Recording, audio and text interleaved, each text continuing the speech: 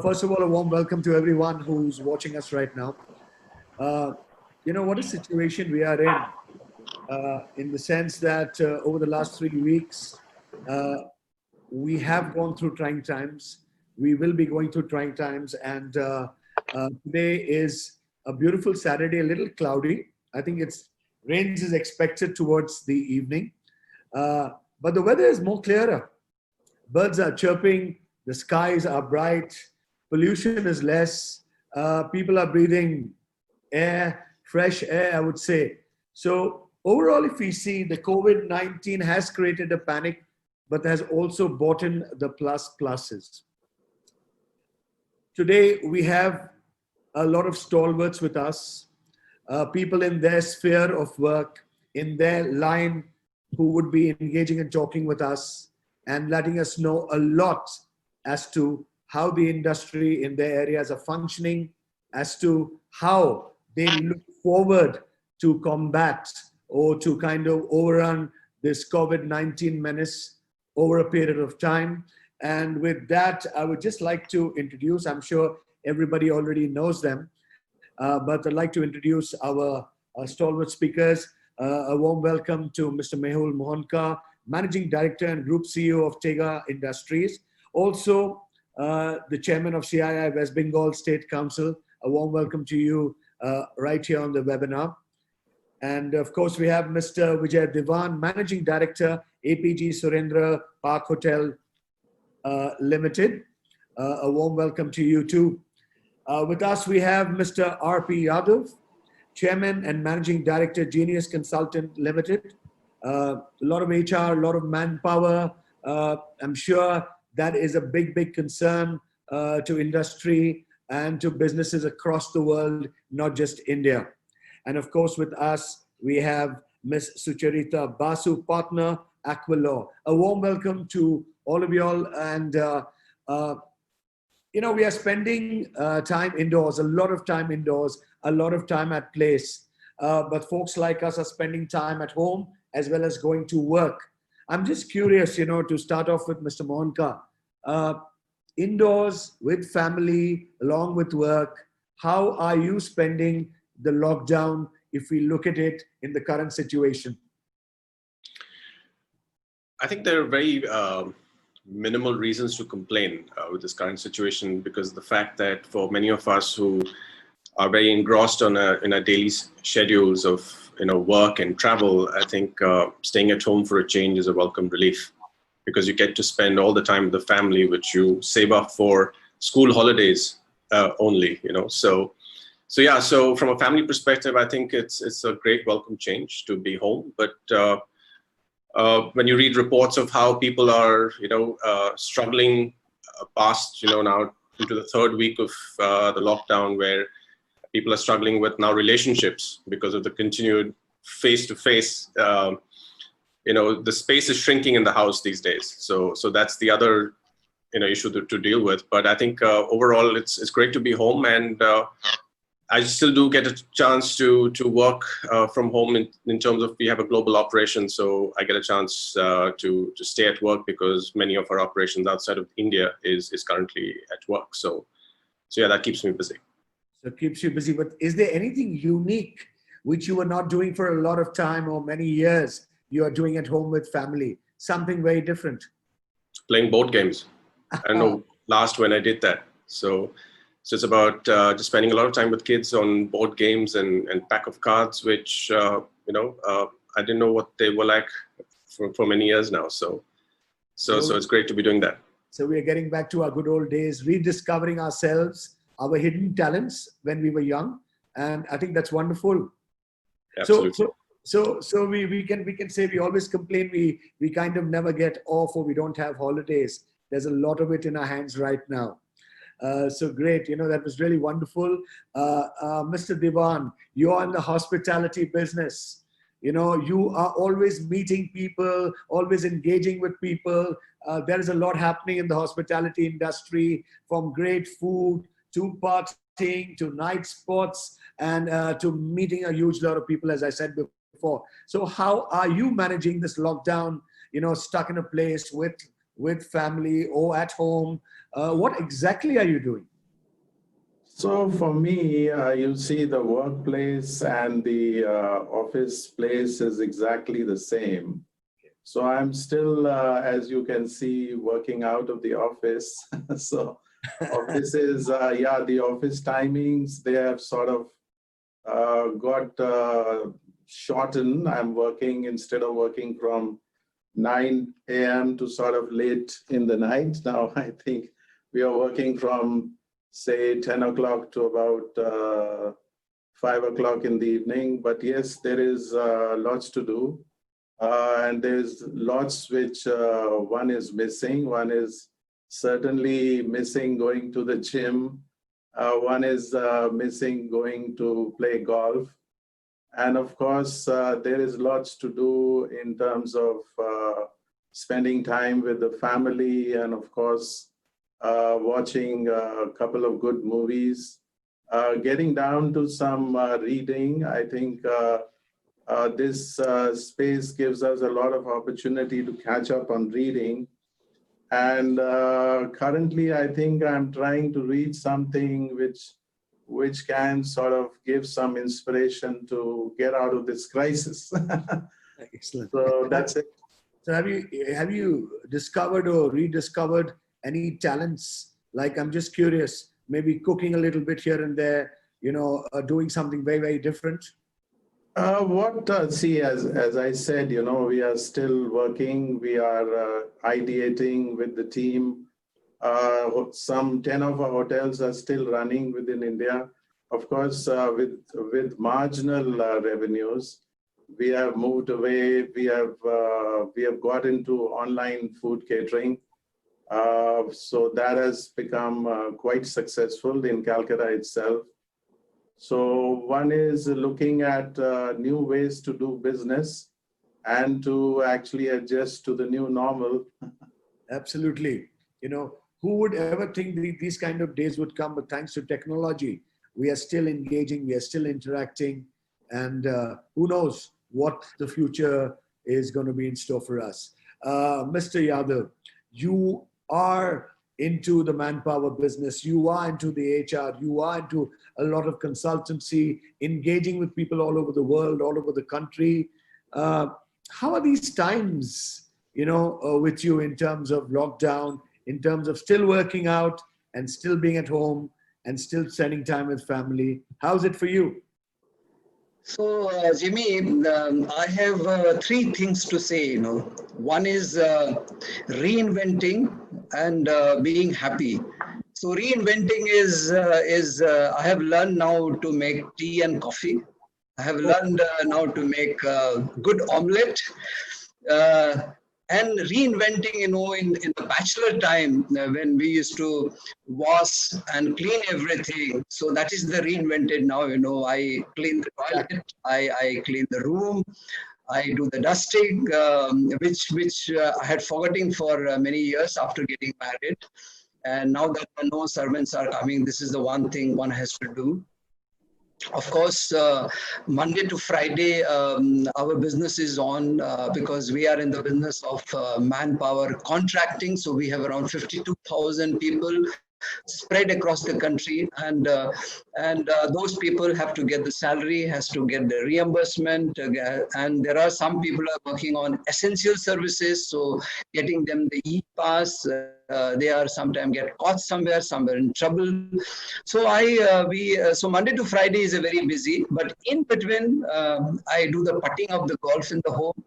I do some swing, a small swing in the home. And besides in the home itself, whatever you can do is doing. Of course, I miss, as Devan said, I miss the golf, going to golf. I miss putting on the good shirt, tie, and going to the office, spending 1 hour in the car while go to the office, meet hundreds of people, talk to them and direct them. So those things, obviously, you miss going to clubs, you miss going to the malls. Of course, these are missed, but I think more than that, we have reinvented.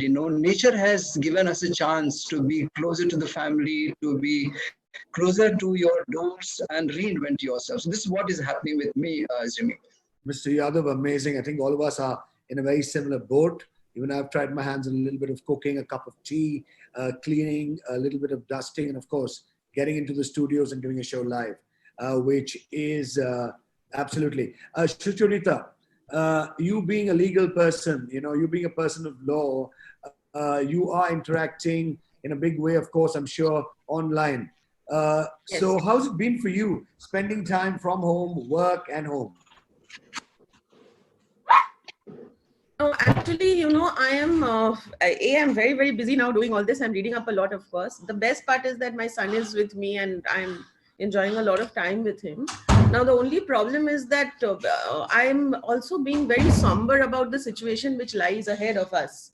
And that is not making me very happy because I'm continuously thinking, I'm getting a lot of views from people, and I'm spending a lot of time actually reacting to those and thinking about what lies in future in the next 3-4 quarters, and reading about global issues as well.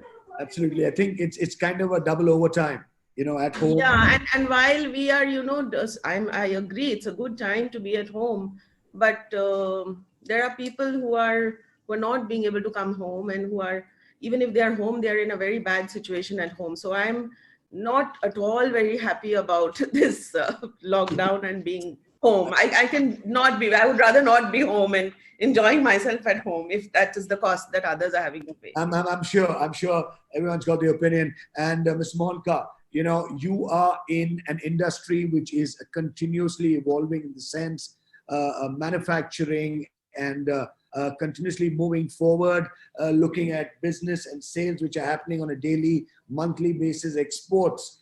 What do you feel is the state of the economy in the current situation, in the downturn which has happened over the last 3 weeks, where everything has been hit, everything has come to a standstill? So what is your opinion on that, and what is your takeaway on that?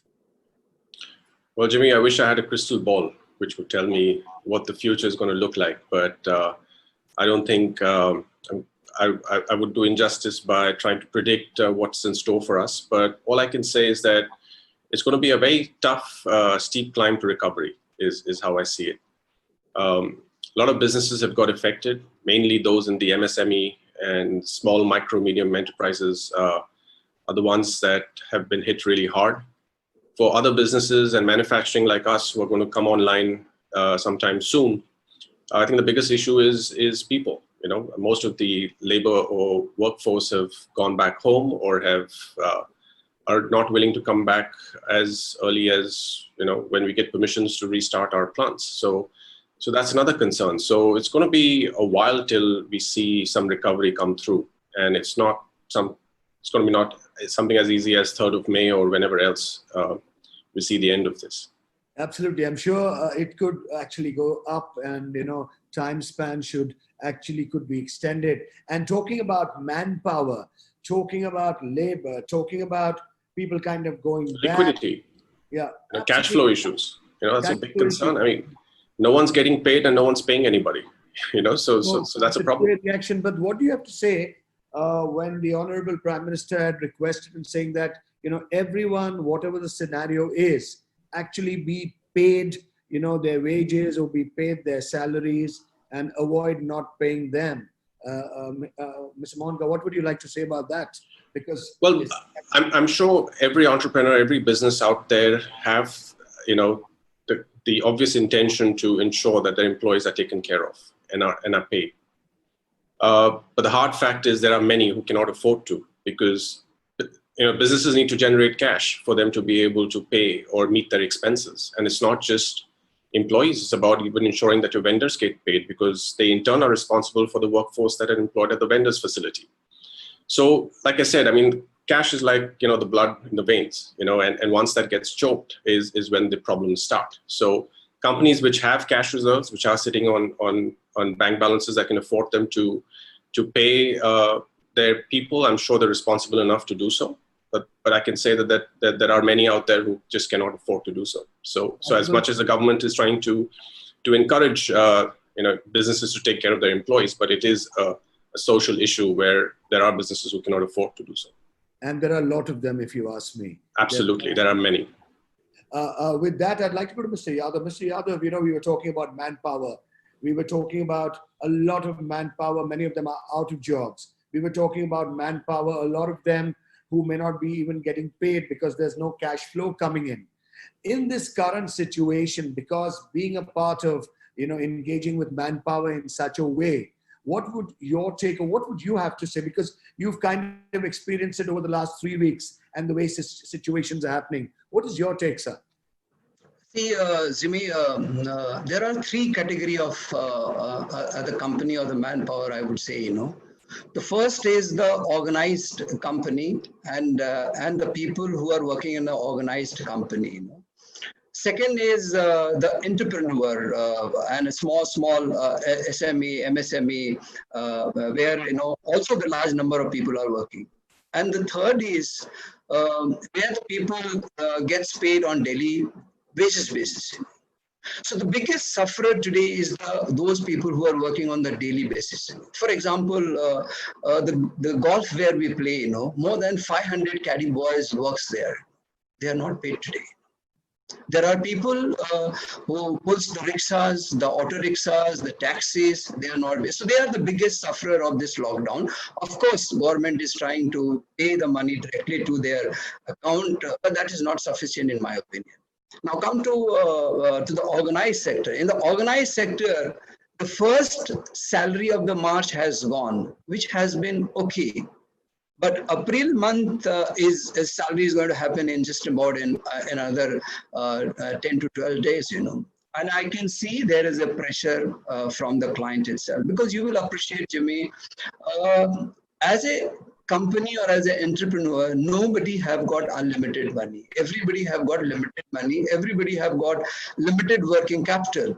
So with that working capital, whatever they can afford, they will pay. So I see that second month salary cycle would be okay with almost about 90-95%. Still, I would say the 5% people will suffer by various company in a various way, which we can't say who will do that. But I anticipate that 5% people will not be paid, The third month when it will come, which will be May month salary, we are hopeful that, in the month of May, maybe first week or second week, things are going to start in a restricted way. If it starts in a restricted way, I think still situation can be controlled and people will be paid, But there is a tremendous pressure on the working capital, on the cash flow. The biggest problem is that everybody is stuck. Whomever you have supplied, you are not getting the money. So the working capital definitely is under the pressure at the moment. Absolutely, working capital under pressure. Shusharita, I'd like to come to you here. There are a lot of industries, there are a lot of small businesses who may not be able to pay their employees. A lot of small businesses, cash flow is under very tight constraint. When one legally looks at that, how far are these industries safe in going about and saying that, listen, I'm sorry, we have no cash, we cannot pay. Of course, our Honorable Prime Minister said, please, try as much to pay possible. So what are the legalities in this issue? If many companies stop paying their employees, if many companies kind of lay off their employees, and many companies cut down the workforce, it's going to kind of get into a huge kind of feedback and drawback, basically. Yeah. So the thing is that we have to actually divide these employees into two broad categories. One is the workmen category and one is the managerial category. So for the workmen category, they are covered under Industrial Disputes Act 1947, and there is a proper procedure which one has to follow, the employer has to follow for deducting salaries or adjusting their leave with wages, without wages, downsizing, retrenchment, etc. And compensation will have to be paid for that. But for the managerial category, it is largely governed by their personal contracts between the employer and the employee. So for the workmen category, it will be very unfortunate if they are downsized or retrenched, etc. And there is also a provision for a notice. So it really can't be done without a notice period. In Bengal, for certain cases, this notice period is about 42 days. Having said that, I don't think any employer will want to unnecessarily get rid of their employees, employer-employee relationship is a very delicate relationship. They feed off each other. It's a reciprocal, symbiotic relationship. Until and unless push comes to shove, when actually they cannot sustain, because if they keep on paying, the government of India, they have issued an advisory that it's an advisory, it's not an order, not a notification, that you please try to pay. So in case they cannot pay, and they yet stretch themselves to pay, then finally the company will go bankrupt. So it will not be useful for the employee at all in the long run. So what we have to do is they have to do is have a bilateral negotiation and work out something in between for a couple of months. And at some point of time, because today, as Mehul said, that we wish we had a crystal ball to gaze into and find out when this is going to end. Since we do not know the end, it's an unforeseen circumstances, it has not been dealt with before. Therefore, at some point of time, in a couple of months, maybe a government intervention will be required in terms of compensation packages or subsidies or release of interest or some refund in some form to the employer so that they can utilize that amount to set off employee dues. This will require a lot of thought, a lot of policy advocacy also from chambers like CII. And ultimately, because you see, globally, many countries have stepped up to do this. Canada, Australia, Singapore. In fact, Canada has taken up the orders to pay the salaries for 3 months for the smaller companies. So, and MSME and SMEs over here in Bengal especially are very, very critical components of the Bengal industrial ecosystem. So something will have to be done, definitely, Jimmy, for it to have a sustainable model. Absolutely, rightly said, we don't have a crystal ball. I think time will tell exactly how and where we would be heading. With that, I'd like to come to Mr. Diwan. Mr. Diwan, you're in the hospitality area. It's always brimming with action, fun, smiles and enjoyment. And I'm sure in the last 3 weeks, as you said, though working out from office, things have been hit. What would your take be on the hospitality industry, and how do you look at it, basically?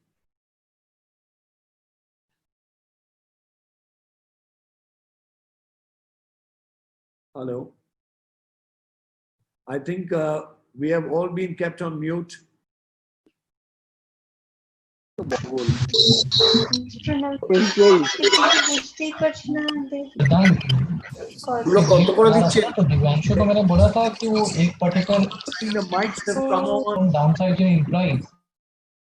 And they're like speaking in a fluent English. So, oh my God, Darun.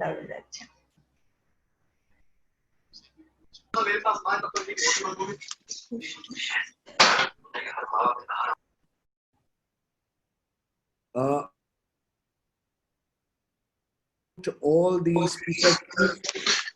Can you hear me? Yes, Mr. Diwan, I can hear you. Okay, so what I was saying. Let's discuss on. There is too much of disturbance. I think this Mr. is, Diwan, one sec. A small request to all the participants that we will have a question time for half an hour. At the end, you can put your questions over to the speakers. So please kindly bear with us till each of them put their viewpoint across. And we would like all the speakers to be unmuted. Thank you. Mr. Diwan, please. You first, what I was saying is to tell you a little bit where the economy is at the moment. Of course, it's going to be sort of all governed by the virus. I think the virus is going to decide where things are going to go. But McKinsey and Company had submitted a sort of a presentation in the Prime Minister's office, which sort of created 3 scenarios. One was that if the lockdown was to be lifted on the 15th of April, it would have led to Indian GDP growth to actually go up by about 2%. And, but of course that has sort of not happened, and we have moved on to sort of looking at an opening sometimes now in May, maybe the beginning of May or the middle of May. Now this would lead to a contraction in economy of about 2 to 3%. The third scenario was the sort of adverse scenario, which is that if things really do not come under control, it will lead to a GDP sort of degrowth of about 7 to 8% or even higher, should that kind of a scenario happens. But what we are really staring at the moment is definitely a sort of a deep recession and a significant contraction in terms of all businesses, the key businesses during this quarter. The airline and the hospitality industry is likely to contract by about 70 to 75% Q4 versus the Q1 of this financial year. Also, the MSME sector, which we sort of represent, the real estate sector, the textile sector, these sectors are going to significantly also decline. They may decline by as much as 50% sort of going forward. As far as hospitality, that is our business is concerned, the hotel business is concerned, it is an overall of about 40,000 crore and business, not for us, but for the industry on the whole. And it is likely to lose about 12,000 crores in the first quarter itself. The big thing is also going to be on the aviation sector. The aviation sector in India did about 2.2 lakh crores of business in the last financial year. And the airlines carried about 140 million passengers last year. And they are looking at a loss of about $3.6 million during this quarter. And what is also going to happen is that even if we were to open by about May the 3rd, the actual financial forecast is that passenger travel will reduce from the high of 140 million last year to about 70 to 80 million only. So this is how the sort of aviation industry is placed. In terms of restaurant business, which is an industry which is a fast-growing industry, which was a fast-growing industry of about 10 to 12% on a CAGR basis, currently was standing at 4.2 crores and is now staring at a huge decline with this pandemic, which is spreading all over. But the good news is at the moment that India actually has been able to control things definitely better than the others. And the virus is definitely getting suppressed, and there is lots to look forward to. The government has decided that the rural economy is definitely going to open, as we all know, from April the 20th. And IT and IT industries, IT services are going to open, and a lot of manufacturing is also going to start. So this is definitely a big positive.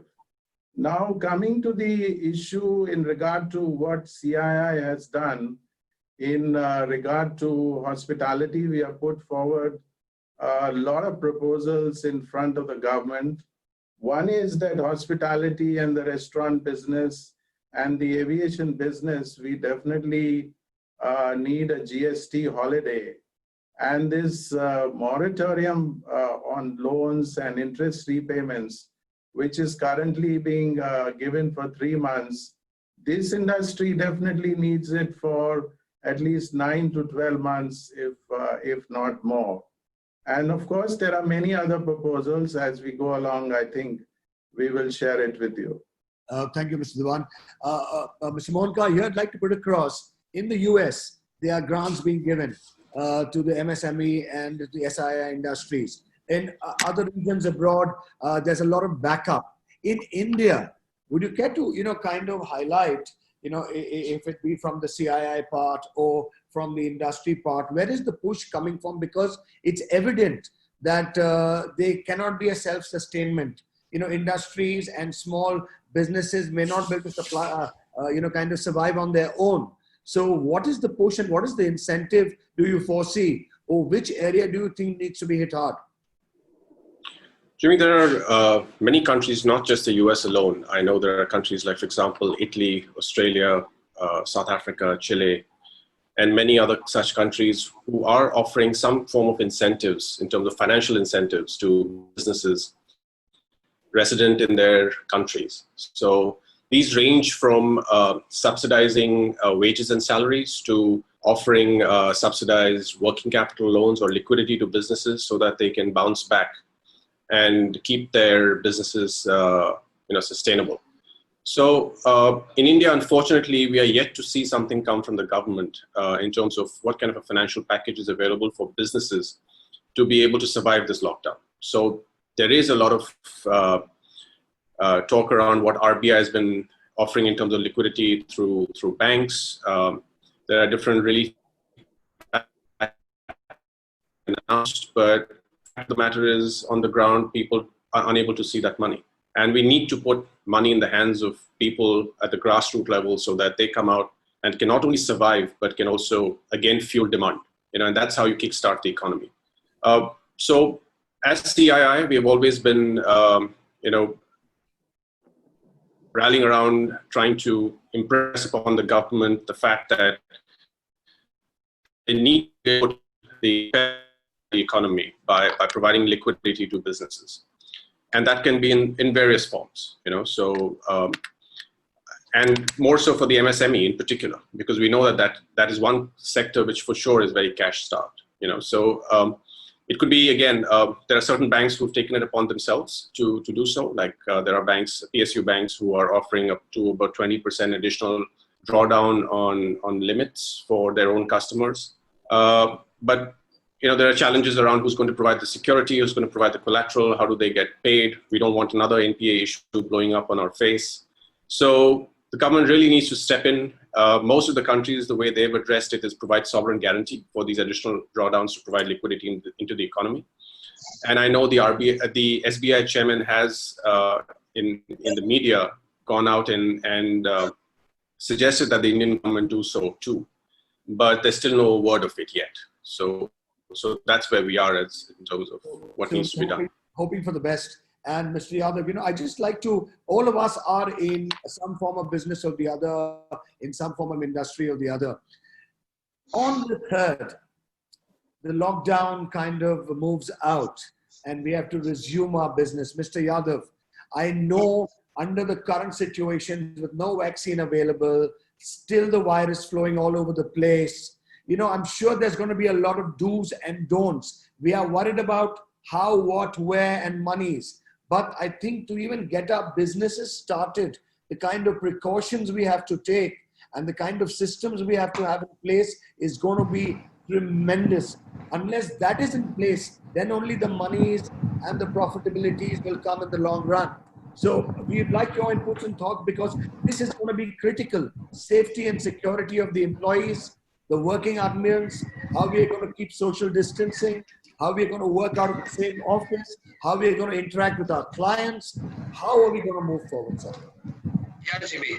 So, this lockdown, which is imposed for about 40 days, this was a lockdown, where we have all come from office or from the factory to the home, and from home we are doing whatever we can do our business, But once this lockdown is removed, there will be a self-lockdown. There will be a self-discipline of the company, of the government, of the people, of the employees. And unless we practice that, there could be a lot of trouble. For example, let's say when we open the office, shall we take 50% people? Shall we take 20% people? Shall we take 30% people? That will be one consideration which every company will do that. So once we take the people in the office and some people we keep in the home, then there comes the technology, what technology we take it to the home, what technology we keep in the office. Once we go to the office, then that 6 feet distance has to be kept. So we have to rearrange our sitting arrangement in the office. We need to do sanitization very often. So what kind of sanitization we'll do, with whom we engage. We need to do some kind of quarantine of the people whom we suspect that there could be some trouble. We need to do some kind of isolations. Then comes, business running. In the business running, you need to travel, you need to meet with the clients. Now, while meeting the client, I'm not very sure that tomorrow the meeting is, client would like to meet with the people. I think it will be more on the video, more on the telephone business. So business would happen more on a virtual meeting, more on a telephone, more on a meeting, more on a discussion. So, Zimi, I think once the lockdown is over, it will be more of a self-disciplined lockdown by all the people and by all the company. This is what I visualize. So we are looking at a total new work format. We are looking at a total disciplined kind of area of working without any special facilities as we would always get. So I think it depends on the individuals and the organization. I think that would be the first hurdle, to kind of once you get started off. And coming to Sucharita, from the legal angles, there will be a lot of clauses put forward. There are a lot of businesses who are not running the businesses currently because of the lockdown. They are suffering losses. Their places are shut. There is a clause of force majeure which comes about, where they can get away by not paying the rent depending on situations. Could you enlighten us a little bit about that? Because there are a lot of industries who are currently under lockdown. In the period of a month, they haven't been doing business. They haven't been getting any monies coming in. And in these circumstances, they would have to pay huge rents, as per the contracts or as per the agreements with the landlords. What would you like to tell us about that? Yeah, this is a very, very valid question, and it is just not limited to paying rent. Rent is just one of the components of running the business. This force majeure, which is actually called, it's a legal Latin term, and it actually means superior force or an unforeseen event or an unprecedented event, which is beyond the reasonable control of man. So it's actually act of God or natural calamity. COVID-19 has been designated to be a force majeure event by WHO, as well as several ministries of the government of India as well. And orders and notifications, directives have been issued, which inter alia goes to say that for meeting any obligation, in case this COVID-19 is not letting either of the parties to a contract, especially commercial contracts, which can range between a simpliciter rental agreement to a very large manufacturing and supply contract as well, this force majeure clause can be invoked. Now, the funny thing is that the force majeure clause has to be mentioned in the contract to include act of God, at least for it to be invoked for the purpose of COVID-19. If not, then we have to resort to the provisions of the Indian Contract Act. There are provisions in the Indian Contract Act which actually deals with impossibility of performance of the contract. Unfortunately, that would perhaps lead to termination of the contract, but force majeure allows the parties to keep the obligations in abeyance. But rightly said, this would, if invoked, help the parties, especially for the rental part, help the parties to conserve some liquid cash for it to be utilized for other purposes. So what do you feel, looking at the scenario up ahead, we would see a lot of people invoking the force majeure, in their contracts too, because especially the places which are high rental, very, very high rental, and no liquidity cash coming in basically. Absolutely. I can see, in fact, I'm advising all my clients that please, if you are renting a space, which is you're paying a heavy rent for it, kindly go ahead and invoke the force majeure clause. In fact, I've done it for my Bombay office as well. Okay. And in terms of legal issues, do you feel there would be a lot of legal issues or unpleasant feelings coming across, especially though it's in the contract? There are a lot of things in the contract, but when you kind of invoke it, it leads to a very different kind of situation. It will perhaps, obviously it will, because the landlord also needs cash, right? So it's everybody is in a cash crunch now. But this will have to be adjusted somewhere or the other, and it will really depend on, best is to have a mutual discussion and settle things rather than run to court, or because that also adds on to the expense, right? Litigation expenses. Absolutely. So yeah, so best to avoid that. And but I think force majeure clause should be invoked in general, because this is nothing but a force majeure event globally. It's not that something which I am doing or anybody individual is creating that. It's an act of God. Each and everybody of us are suffering. Okay, thank you. Mr. Monka, under the current situation, we've had discussions. We've kind of come to a close fact that, yes, we are all looking at uncertain situations up ahead. But in this current case, when you look at it, what would be your opinion of survival strategies? How does one go about with it, whether it be business, whether it be industry, whether it be factory, and what kind of support would the CII also bring forth?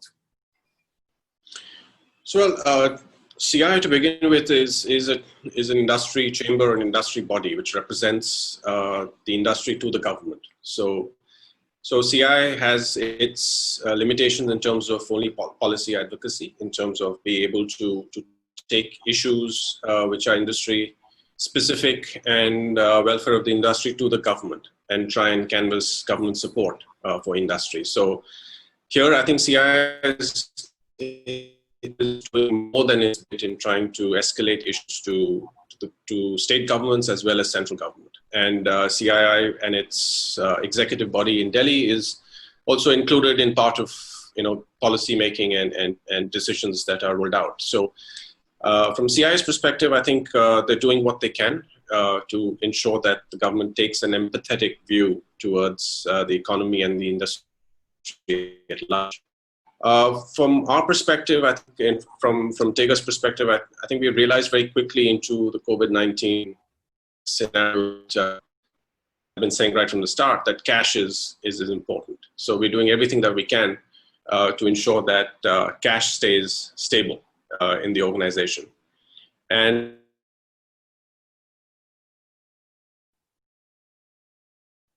across the organization, but it's to do more with how do we conserve money in form of, are there certain payments that can be delayed, those that can be pushed out a bit longer, talking to stakeholders from vendors to partners to ensure that, everyone's in the same boat pretty much. So what can we do to ensure that we spread the money around instead of, spending bulk amounts of it on a particular heading on the balance sheet. So we're trying to do what we can to conserve cash, talking to our banks, making sure that we have their support, that there is liquidity available when we open up. And above all, and I'm sure Mr. Yadav was going to love this, we do daily calls with our employees across India and the world, where we bring them all into a virtual platform to make sure that everyone's okay. We just get them to check in for 10 minutes in the day. Just for everyone to just feel that they're still in a work environment. It's very easy to slip away. Absolutely. And just check in, make sure everyone's okay, everyone's doing their bit, whatever they're supposed to. And also taking this opportunity to conduct a lot of training programs. So we have outside consultants, trainers who we brought in, and using this time to get a lot of people trained on the softer skills that, on an everyday basis, it's hard to take time out and get people trained. So these are some of the initiatives we're doing. Great. But, from your foresight, if we look at, because the government is the biggest spender, Yes. in terms of incentive, in terms of giving facilities, in terms of, extending payment time. What is your opinion? Do you feel that a lot of stimulus will be pushed in? Because yes, there is, delays in terms of giving payments. There is time frames extended, but that is not going to be enough.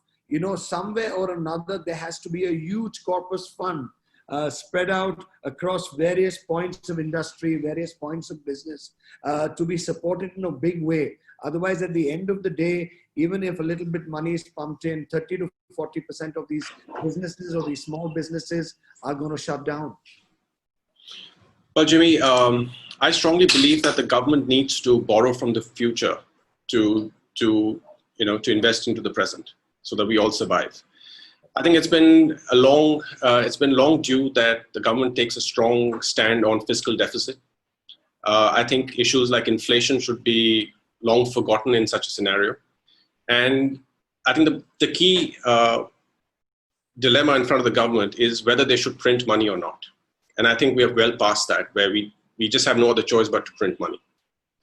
And that's the only way that you can push liquidity into the market. I mean, you've got to print money, you've got to go out and spend. The government, as you said, is the biggest spender in terms of public expenditure. We need to kickstart the economy, go out and start building bridges and highways and go and construct so that we can put money back into the economy. And that's how the steel plants, the employment, construction, real estate, everything is going to come back. Auto industry, commercial, trucking, fuel, oil prices. I think everything's going to get kickstart based on how much money the government goes out and spends into the economy. And I'm sure logically that would be happening in time to come as we move forward, because it's not going to be, as the Prime Minister himself said, this is a long war. This is not going to be a short war. So we are looking at 6 to 9 months to nearly 12 months before kind of things fall into place literally. Yeah, but the only unfortunate part, Jimmy, is that so far we've just been hearing talk. Absolutely. We need to see action on the ground. Thank you so much, Mr. Diwan. If we look at it, is there any stimulus, especially being pumped in for the hospitality, for the aviation, in terms of, because if transportation, if traveling doesn't get on the right track, trust me, it's going to be a further big disaster. See, we are all looking at the government for the stimulus. We strongly believe that there would be a stimulus for the aviation, the hospitality sector, and more will definitely be done for the MSME sector as well as for the cinema and entertainment sector. So many sectors today are suffering, and the government will do definitely something in terms of the stimulus. But will it be enough? I'm not really sure of that. But there is a huge opportunity at the moment. And if we all take this responsibility of pushing back this virus and actually come out with a win rather quickly, because as Mehul said, that we have to print money, but the other economies are definitely printing a lot of money. There are a lot of packages which have been announced. The US has come up with a $2.4 trillion package. Now, that means that there is a lot of international liquidity at the moment, which means that the sovereign funds and the wealth funds are going to be literally flushed with funds. The question is going to be that, are we going to be there as a country ready to actually get that, or are we going to be again left behind? So there is an opportunity there that we have to really push back this virus. The central government has taken some steps. The state government here has taken a lot of steps. The police force is doing a great job in bringing things under control. But we have to bring this virtually under control really fast if we want foreign funds to actually flow into the country. That also could be a solution for us, rather than just looking at the government. The government will provide a stimulus, but we have to understand that India is a $3 trillion economy, and roughly the government is, because of this lockdown or whatever step they have taken, it appears that they may actually lose about $1 trillion themselves. So where is the money going to come from? It's going to come from definitely by printing more money, or we have to get rid of the virus. We have to emerge stronger. We have to project that we can do things strongly. We can produce with quality, and we can attract foreign investments into our country. That, I think, is more important at the moment. The government will do, but I don't know if it will be enough. Absolutely. And if you look at, there are a lot of manufacturing units planning to shift out from China, and it seems like talks have already started with the Indian government in terms of a lot of business and a lot of manufacturing and industry shifting over to India, keeping fingers crossed. So there is a crisis before I leave it to you for the other question, that there is a crisis, and I was reading Churchill that during the Second World War, actually this is a war as you mentioned. So during the Second World War, actually he made a profound statement that never let a good crisis go away. And we have to really look at it that way. It is a crisis, but we can't let this crisis, we have to convert this into a victory. Yes. And we have this opportunity once again with us, and we have to win. And we have to be all responsible. You know, I'm sure we will, because in most of the cases, we've come out with flying colors over a period of time. And I'm sure the indomitable spirit of the people of this country, and of course, CI as a group and everybody involved is going to be pushing hard. Mr. Yadav, there is going to be a lot of manpower problems. I would really like your suggestion and opinion, like, you know, when businesses get back into action with cash crunch and with worry about a large manpower force, what should they look at and how should they move forward? Yeah, Zimi, every company have some senior people who are working in the company for a long time. There are middle level people and the frontline people. So once this lockdown is lifted, or maybe slowed down, with some stringent that you need to work in this way, that is the time manpower will become very, very important for any company. And let me tell you, even currently where we have around 500 employees, so to engage them, we did weekly contest for them that who does the best cooking. As an individual, as an employee, who are the best dancer, who are the best person to mingle with the family, and you won't believe the kind of contest and the people participations. So this is how currently engagement. But once we are out of this, so the people who are with you, that is your biggest asset. So every company have to learn to retain those people who are there for a longer time. The talent will be a big question, because once the market opens, there will be a fierce competition. There will be survival will be a questions because the customers will be very demanding with you. There will be too many competition to chase one items, and that is the time your manpower becomes very important. So the company which will learn to engage the people, company which will learn to engage not only in the office, but also while working in the office and while working in the home. Because remember it, this is not going to be resolved for at least for a year. We are going to face this epidemic for another 1 year unless the vaccine comes.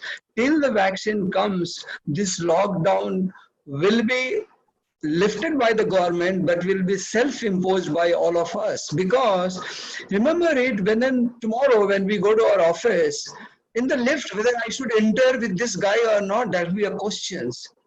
When we call in the cabin, we have a doubt whether the guy who comes in the cabin is it infected or not. You call anybody in the office to make a call to a business deal, whether the guy is infected, shall I shake my hand or not. So a lot of restrictions will become. So within these restrictions, any company who will learn to engage and to retain the good manpower, they will survive. So the question comes, how will you retain them? Obviously, I think I have several clients, almost about 1,500 clients across the country.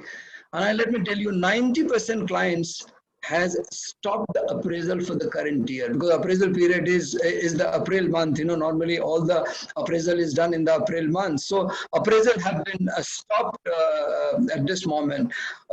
So only not the money is going to play, but how you really take care of the people after this epidemic is over. That is the questions. If anybody answers on that, a company will take care and will win the situation. Absolutely. I think manpower, the man force are one of the biggest assets for any company. When we kind of marry in terms of returns and manpower, I think both together can make a win-win situation for any organization.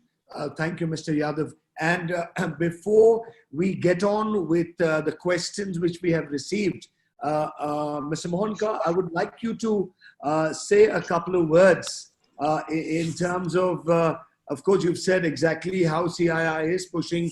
You've actually put forward how industry is going to be hitting out. You've also put forward that the government could be giving a stimulus, but at the current moment, it is all words, but no action.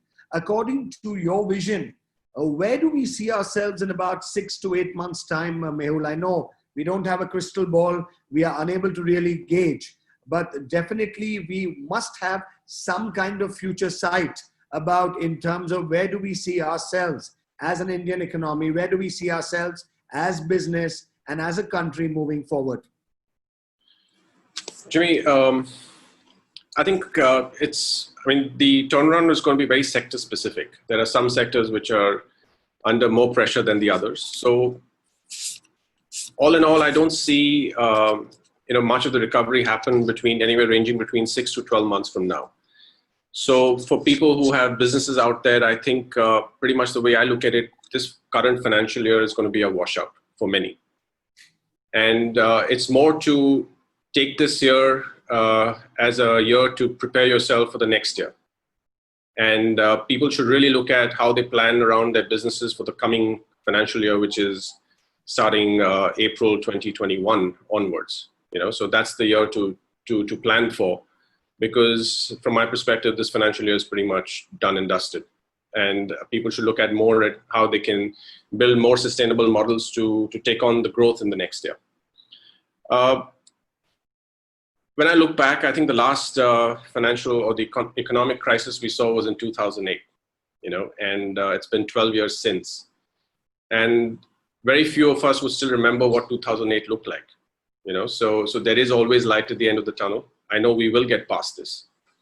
It's all about what this one's going to leave behind in terms of the carnage compared to 2008, because 2008 was a financial crisis, pretty much different from a pandemic, So as Mr. Devan said, there are numbers out there, the jury's out there in terms of the impact on the global economy. Everyone's saying a 300 basis points is a minimum drop in global GDP. India, it's ranging between 2% to 5% is going to be the GDP, so growth. So there are all these numbers out there, but I still truly believe that none of us know what it's really going to pan out like. But I'm an optimist, so this is something we will live through, and we will survive to deal with this if it ever was to hit us again, God forbid. I'm sure with that, we have our optimism in place. And one thing I really appreciate is the positive attitude, across. Me being in the radio industry, and we engage with a lot of people who call in, form the honchos, right to the normal people. But, there's a lot of positivity there, though there's tension, though there's fear, and though there's the outlook where people are not very sure. But I think, and as you rightly said, that we will overcome in time to come, and that's the way it is. We have a couple of questions which have come in from various people, and Shucharita, this one's for you. Someone has asked, can we invoke force majeure clauses for the West Bengal State Electricity Board not to charge minimum demand charge, which they actually charge, where during there's been no business, there's been nothing working. So can we, enforce force majeure against the West Bengal State Electricity Corporation? Jimmy, as I mentioned before, the force majeure clause, the language has to be properly seen. It should be covering the act of God specifically. I know most force majeure clause will not have pandemic specifically, but act of God, natural calamity, if these languages are there, then possibly yes. And to exactly give a legal advice on this, I will have to review the contract. But having said that, it is a force majeure event. And if the language largely can cover it, then one can try. Fine. Sandeep, I think you've got your answer from Shucharita to a certain extent. And if you really feel that you need to look into it, of course, you'll have to study the contract. And we have Oyan Chakravarti is basically put across just a couple of lines. He's saying normalcy in travel needs to be addressed fast. Otherwise, in the long run, we will face a huge recession, and secondly is in travel, especially, how will we maintain social distancing? Whether it be train, whether it be an aircraft, whether it be the airport, people will be moving together. Let me take this on. See what we are doing at the hotel. We are definitely going to be having these sanitization tunnels. Then we are going to have the thermal gates. And then, of course, everything is going to be very digital as we move forward. So the interaction is going to be greatly reduced. The airlines are looking at either operating with 1/3 capacity or half capacity to begin with. And as things come under control, they will take it forward. And all this sanitization gate, digital thermal checks, they are all going to be available at the airports as well. And we are all preparing for that. And yes, everybody has to wear a mask. They have to maintain social distance. In fact, employees have to be protected, customers have to be protected. And we are all doing everything possible, to sort of restart with full protection for employees as well as for customers. Thank you, Mr. Dewan. Mr. Yadav, there's a question out here which says, how will the pandemic affect recruitment? Because there is a huge new workforce coming out from the IIMs, from the colleges, talented students, talented people, first-timers. There's a huge workforce out there. So will it affect recruitment? Because people are wondering whether they will be able to keep their current manforce. And then suddenly we have this amazing new talent of young, bright young minds coming in. So do you think it's going to affect the recruitment?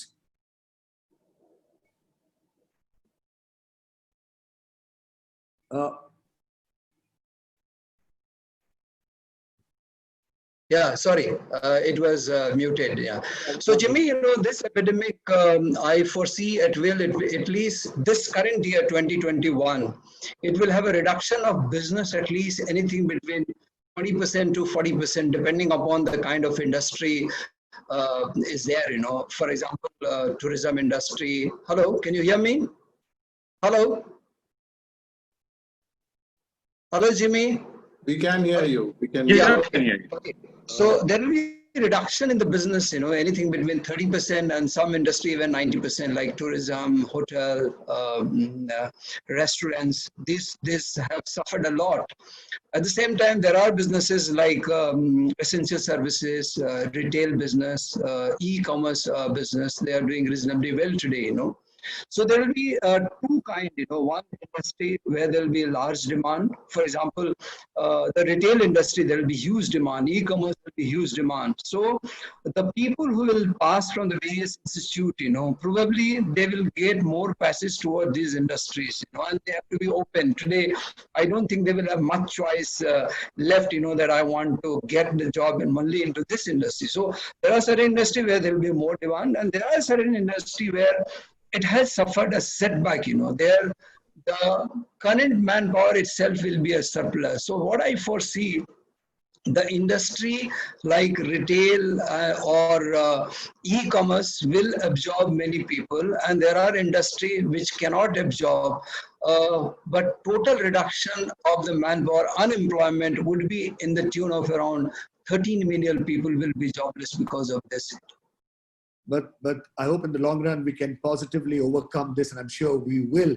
But everybody who's watching us right now, CII has got a very short film. It's about a 2-minute film on Calcutta, which they'd like to play out so everybody can see it, post which we again carry on with the questions where there are a lot of them.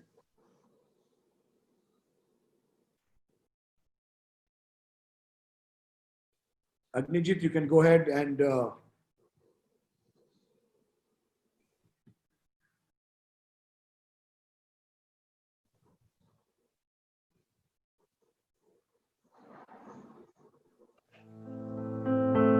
My Kolkata. You have seen famines, wars, riots, yet you have risen. Through the melancholia and poetry, scribble slogans on broken walls, the listless tram lines and narrow by lanes, you have risen. The Hindus, Muslims, Christians, Chinese, and Sikhs, you have happily taken them all along and risen. In the fragrance of the flower market, the constant buzz of the coffee house, the mighty roar of football fans, and in the strains of a boatman's song, My Kolkata, you have always risen.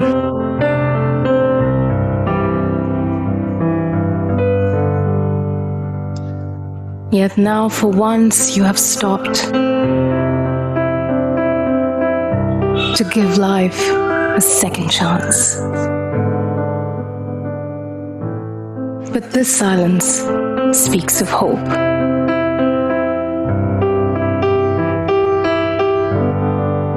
It says that this is just a break, and come what may, your spirit can never be broken.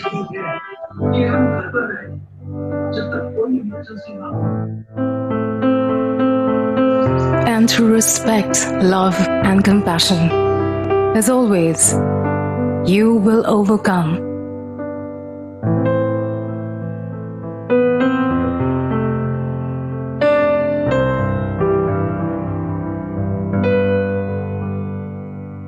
Today, each one of us, my Kolkata, wants to help you ride this storm, to stay safe and stand strong so that you can rise when this is over to greater heights than ever before.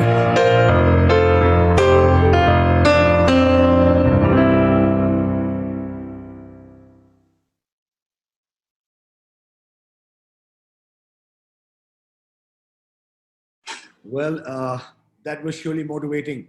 We have a question from Akash Nair here saying we have to ask the government for support. A country like Italy is giving 30,000 euros to very small business of less than 10 people and up to 1 million euro to big firms. Please note that without support, the small MSME business will die very fast. CII needs to push this. It's very important. Business can export only when they are able to survive.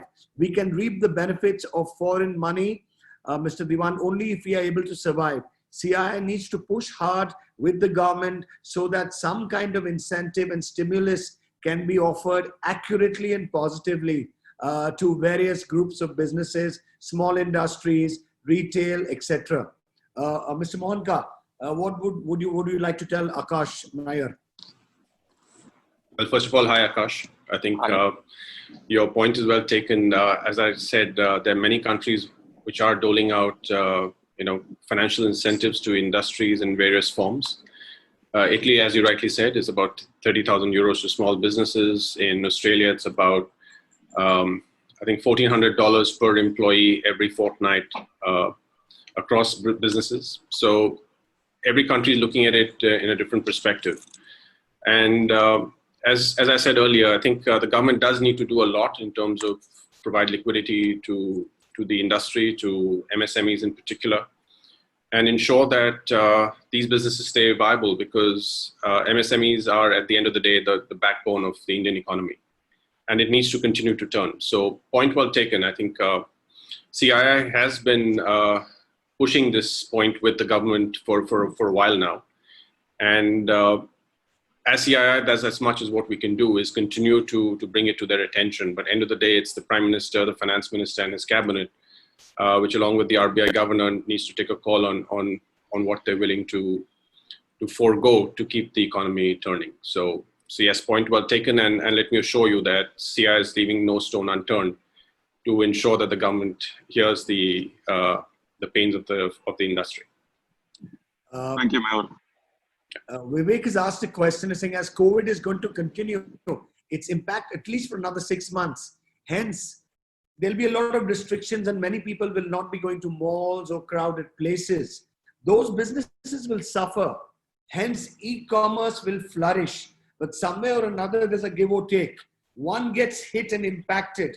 like the outlets and the retail trade on ground because people are scared to move to the malls. On the other hand, the Amazons and the e-commerce sites, etc., are going to flourish. So how do these retail outlets or these small outlets in the malls really cope up with a situation like this? Though there'll be a lot of precautions, there'll be these scanners, there'll be these heat checks, everything is possible. How can these small outlets, which are sizable across the country and across Calcutta also, really cope up with a situation like this? This is coming from Vivek. So let me take this. Retail is going to be definitely more and more online. I think for industry, big or small, I think the most important thing is that you have to sort of reimagine at this time. And you have to reset your business. And so it's reimagine, reset, and restart. That's the way forward. So you have to really reimagine how things are going to be. Yes, some industries which are doing well are not going to be the industries which will do forward, or some businesses will who are doing not so well at the moment are definitely going to do. So in this is the opportunity as well. So you will have opportunities. The thing is that can you seize these opportunities? Maybe you have to get into a different business.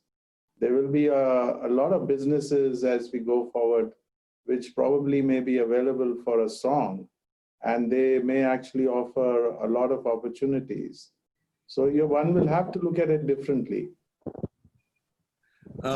Thank you, Mr. Diwan. Well, Koyal is asked a question here. A question asked in an interview on social media. She goes on to say, as globally the debt rates have increased, will there be a high chance of getting employment in foreign countries? I mean, it's a little way out question, but Mr. Yadav, you know, I'm sure somewhere or another, talent will be suffering at certain places. Do you think people from India have an opportunity to kind of make a footprint or imprint into the global market in terms of employment after COVID-19, looking into account that the flow has been not so badly hit India, but majority has hit a lot of international places? See, most of the international, if you look at, you know, the people who have died are more of aged people have died, you know, so they were not much part of the system in terms of employment. But for the time being, if you look at the demography or look at the psychology of the human being in India at the moment, you know, most of the houses will not allow people at the moment, at least for a year, 1.5 years, to move away from the country and go outside. So mostly the people would like to stay in the country, stay at the place where they are, you know, they would not like to move, you know, because the life comes first, job comes the second, you know. So that's the kind of scenario is going to happen, you know. I don't think any family much will. I can tell you one example. There was a boy who got a job in Calcutta in a good company in Cognizant, and he also got a job in Deloitte in Hyderabad. And Deloitte was giving him 30% more salary compared to the Cognizant, which he got job in Calcutta. But ultimately, family pushed him, and he himself also agreed to work in the Cognizant in Calcutta and not to go in Hyderabad. So that is, I think that would be applicable to most of the people. They would not like to move wherever they are. They would like to first make safe of their life, not the job. Absolutely. Thank you so much, Mr. Yadav. And we have a question for Mehul and Mr. Diwan. Just as the direct bank transfers to Janathan accounts of people from lower socio-economic background keeps the economy, do you think influx of working capital for MSME, which generates about 65% employment, will help? Do you think this is practical? This comes in from Devender, founder, WLFLO. So the increase in working capital, particularly for the MSME sector, has been definitely being taken up with the central government, and I'm sure it's being referred to the RBI. So we are expecting some positive outcome. So yes, working capital management is going to be the key. And for any business, we have to definitely at this time reduce working capital requirement. And yes, from CII side, we are pushing for it that the working capital limits should be significantly enhanced, particularly for the MSME sector. And I hope as the package is sort of unveiled, something comes out of it. I'm sure Mehul would like to add something to that. No, you pretty much said what's required to be said. I think, businesses right now are staring at almost close to 2 months of lost revenue, and that could stretch longer, who knows. And many businesses, as we know, survive or are dependent on revenue to meet their expenses. So that is definitely going to be a strain on the liquidity of most of the corporates. And any kind of infusion or support that the government or the financial sector can provide, I think will be a welcome move for the MSME in particular.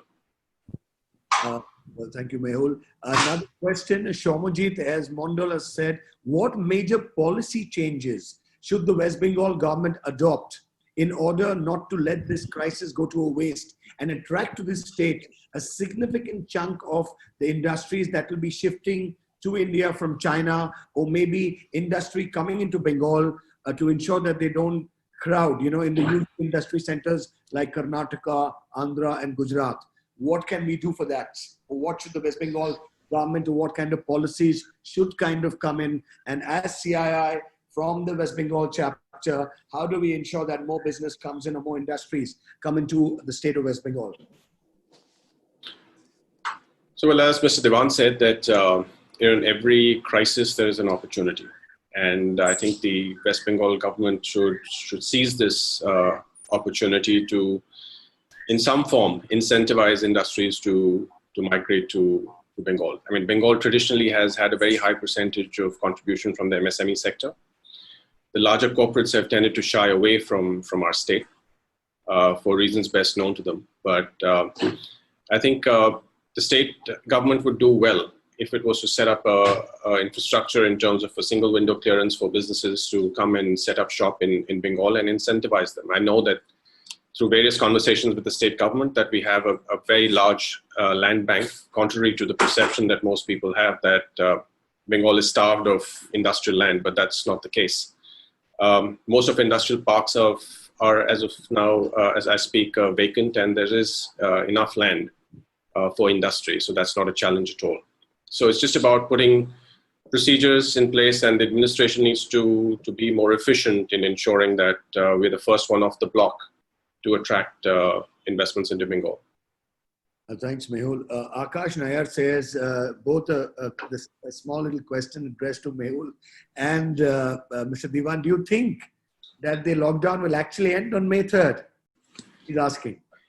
Akash, you need to stop asking controversial questions. That on a public forum. You can contact us offline to get answers to that. But I think it's a tough one. Definitely the numbers don't speak otherwise. I think from whatever I read or I see in the news in terms of number of cases in the last 24 hours or the prediction, it seems like we're still in for a tough long haul. We're not out of there yet. So I think it's anyone's guess. Maybe 3rd is the end of it, or it may just go longer. I think it just depends on how well we manage it from here on. Another question to Mehul from Devadruta Barik. Will a global recession spell bad news for the mining industry? A global recession is bad for any industry. Just not mining alone. I think for every sector, it's all about the downstream demand. For mining, from a mining perspective, it's all about metal mining, and miners continue to mine as long as there's a demand for metal. And typically, it's industries such as steel, automobile, consumer electronics, etc., and the engineering industry, which drives all the metal demand. So a global recession would mean that the demand suddenly gets wiped off our feet, and that would impact most sectors across the world, other than FMCG, I would imagine. Thank you, Mehul. And Mr. Yadav, a suggestion, I think, some of the young aspirants right here watching us, any suggestions on how a job applicant can stand out amidst others for recruitment, which is going to happen soon in a few months for MBA aspirants, while this situation is going on? What is your advice to a lot of the young folks who are actually MBA students who are watching us? They really want to know your point of advice. How should they go about with it? Because the recruitment will be starting in maybe 3 to 6 months from now. And previously, maybe 100 would have been recruited, but today, maybe 10 only will be recruited. So how do they go about if they really need to stand out in this particular period of time? So, there are two kind of recruitment takes place in the industry, Jimmy. One is the fresh recruitment, which is required as the business expand or new division or new business is created, And the second is replacement. So there is always a market of a replacement because people move from one company to other company due to various issues and problems, So my advice to the new aspirants for the job would be that, first of all, they should understand that which kind of industry is going to do the larger recruitment. The industry, like, as I said, retail, e-commerce, health industry, pharmaceutical, testing. These are the industry which will be in large in demand at the moment, So they should try to focus in this, unless the qualification does not allow them to go to this industry. This is where they will get the job more. Otherwise, if their qualification does not allow to get into this industry, then they should focus in the other industry where there is a replacement market. But if you are focused and if you really work hard, you will definitely get a job. That's my intake. Yeah, Mr. Yadav, another question, which is 1.4 million Indians are returning to their home state Kerala from the Gulf. 1 million are coming back to Punjab, several others from various parts of the world. We are having an inflow of a lot of working people into our country back again. How can we engage them or employ them? This is coming from Devinder. He's saying already we have a huge lot of talent available in the country and we're getting a couple of...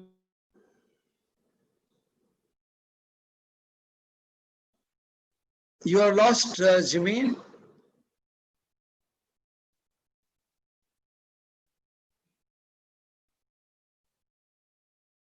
I think there is some network glitch.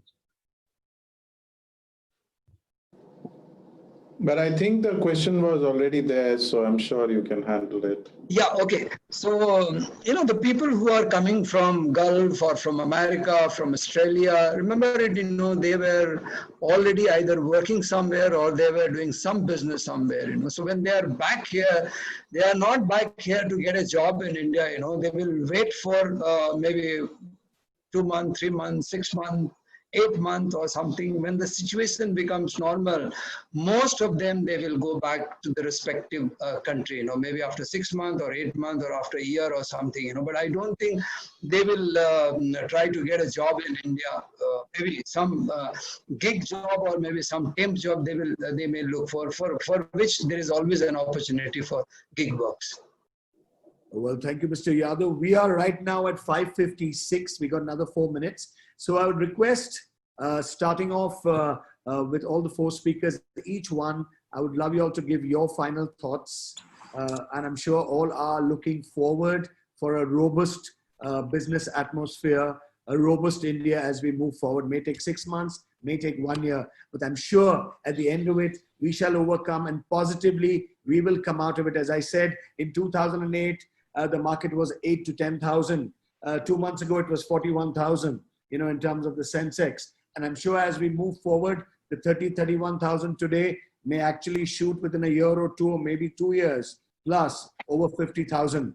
I can see a light smile on Mehul's face when I'm saying that. Let's all be positive. So to all the 4 stalwarts, I would like you all to give your final words on this amazing heart-to-heart, of course, very frank discussions we've had today. So I think we can start off from Sucharita. Sucharita, are you there?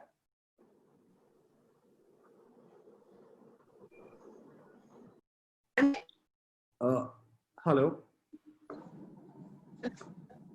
You can hear me?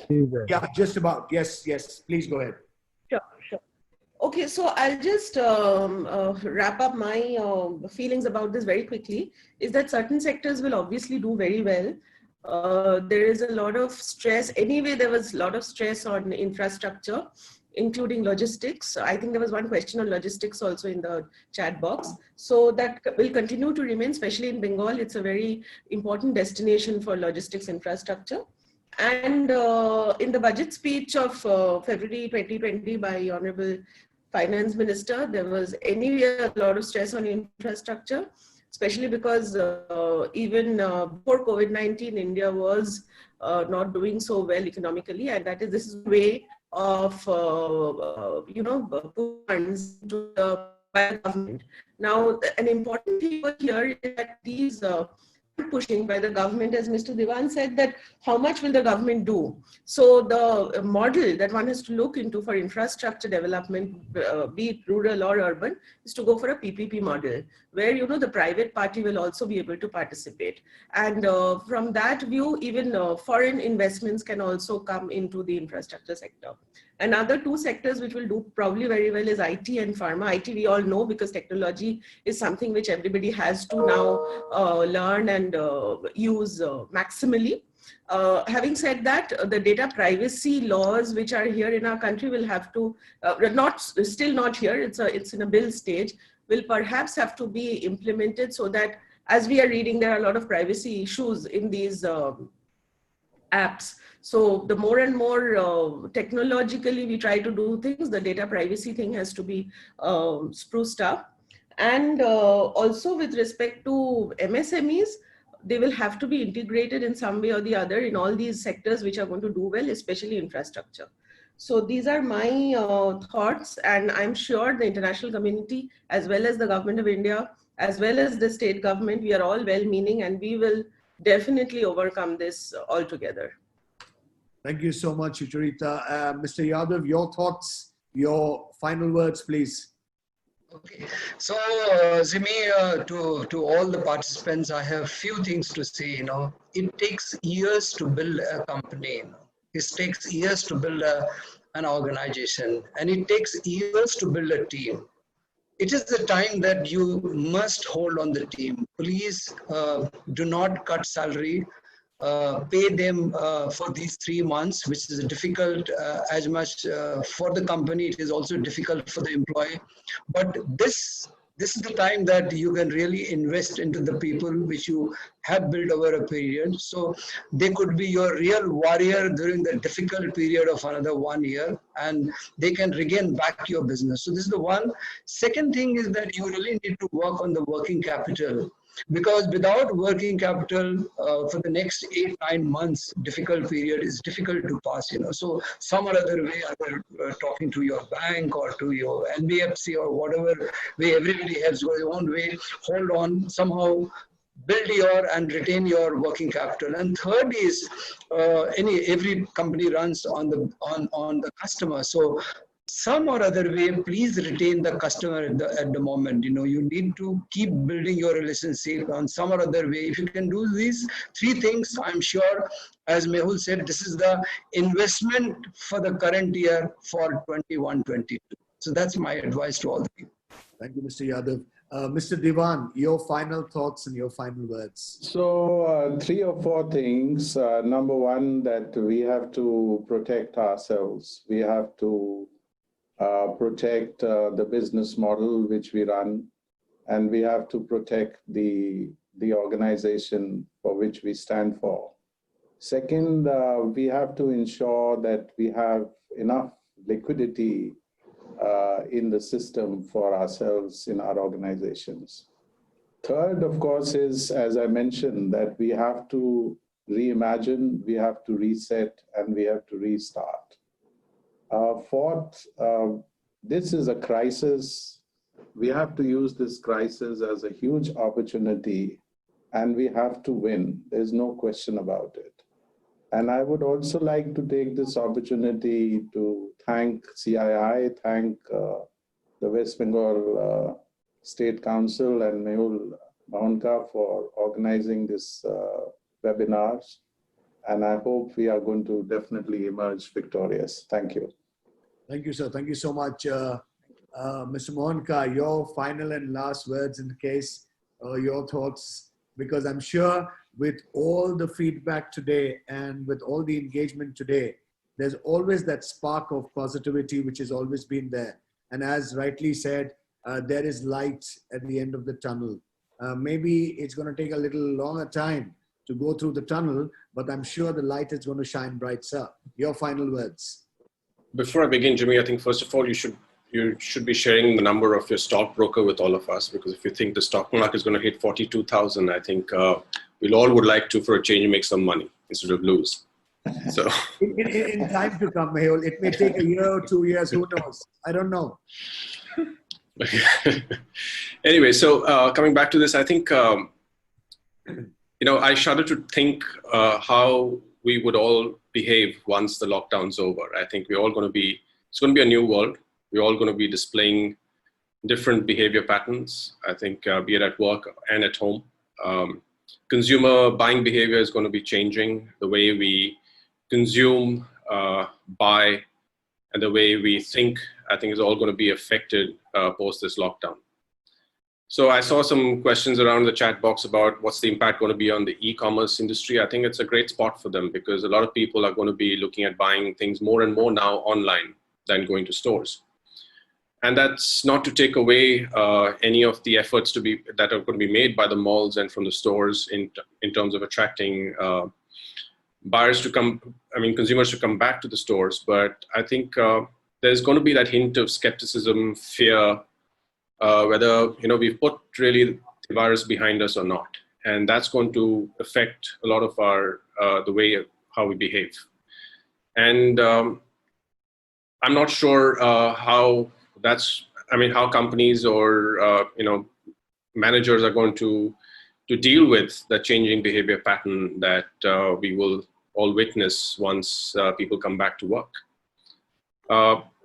But I'm still optimistic about the fact that, like I said earlier, that we are going to be putting this behind us. There is definitely a bright future for this country. I think we are best prepared to bounce back and take advantage of the crisis, at least from an Asian perspective. If you look around, most of our neighbors have been scathed by the virus. The verdict is still out there in terms of how affected we are going to be by the end of this. But, like you rightly said, 2 months ago, we were at a great position. The economy was beginning to turn around. We were beginning to, forge ahead. And then the virus hit us. And as Indians, I know that we are very, very resilient when it comes to, dealing with a crisis. And we do so, on a continuous basis at home and at work, irrespective of the virus. I remain optimistic of the fact that we will pull out of it. There are businesses which need to be creative about how they're going to deal with it. As Mr. Devan rightly said, cash is absolutely important. That's the only way we're going to survive. And we have to have employees on our side because a business is as good as its employees. So businesses have to make the effort to retain talent within the company. And as opportunistic as we are, I'm sure that we're going to have competitors and other businesses eyeing for talent. So whatever is available out there, people would want to grab it. So businesses have to make all the more effort to try and retain talent.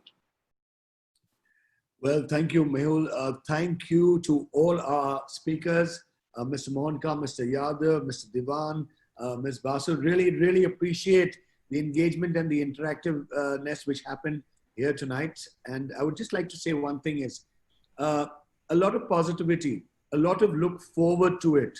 And of course, and I think the situations we are going to encounter in the next 6 or 8 months would be learning times, would be for a lot of reimagining, reset and reinventing, as rightly said, because I think a lot of innovation would be required, a lot of rethought would be required.